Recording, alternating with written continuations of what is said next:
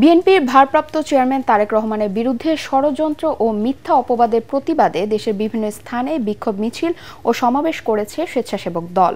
ময়মনসিংহে দলীয় কার্যালয় থেকে বিক্ষোভ মিছিল বের করে দক্ষিণ জেলা বিএনপি। মিছিলটি নগরীর প্রধান সড়ক ঘুরে রেলওয়ে কৃষ্ণচূড়া চত্বরে গিয়ে শেষ হয়। পরে সমাবেশে দক্ষিণ জেলা বিএনপির সদস্য সচিব রোকনুজ্জামান সরকার রোকন, জেলা স্বেচ্ছাসেবক দলের আহ্বায়ক শাহিদুল আমিন খসরু ও সদস্য সচিব সোহেল খান বক্তব্য রাখেন। নাটোরের শহরের আলাইপুর ও মাদ্রাসা মোড় থেকে দফায় দফায় মিছিল বের হয়ে কানাইখালী জনতা ব্যাংক চত্বরে গিয়ে শেষ হয়। পরে সেখানে এক প্রতিবাদ সভায় বক্তব্য রাখেন স্বেচ্ছাসেবক দলের কেন্দ্রীয় সহ সাধারণ সম্পাদক জসিমউদ্দিন ও নাটোর জেলা সভাপতি সানোয়ার হোসেন তুষার সহ অন্যান্য নেতারা।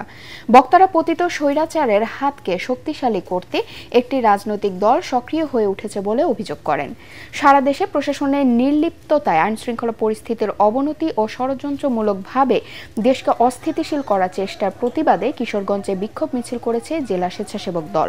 মিছিলটি শহরের কালীবাড়ি মোড় থেকে বের হয়ে বিভিন্ন সড়ক প্রদক্ষিণ করে রথখলা মাঠে গিয়ে শেষ হয়। কেন্দ্রীয় স্বেচ্ছাসেবক দলের যুগ্ম সাধারণ সম্পাদক গালিব ইমতিয়াজ নাহিদ সহ জেলা নেতারা এ সময় উপস্থিত ছিলেন। ঝালকাঠিতে আমতলা সড়কে দলীয় কার্যালয় থেকে বিক্ষোভ মিছিল বের হয়ে শহরে বিভিন্ন সড়ক প্রদক্ষিণ করে প্রেস ক্লাবের সামনে গিয়ে শেষ হয়। পরে সমাবেশে সংগঠনের কেন্দ্রীয় ও জেলা নেতারা বক্তব্য রাখেন। এদিকে বরিশাল অশ্বিনী কুমার হল চত্বরে দলীয় কার্যালয়ের সামনে সমাবেশ করে জেলা স্বেচ্ছাসেবক দল। সমাবেশ শেষে একটি বিক্ষোভ মিছিল নগরীর বিভিন্ন সড়ক প্রদক্ষিণ করে।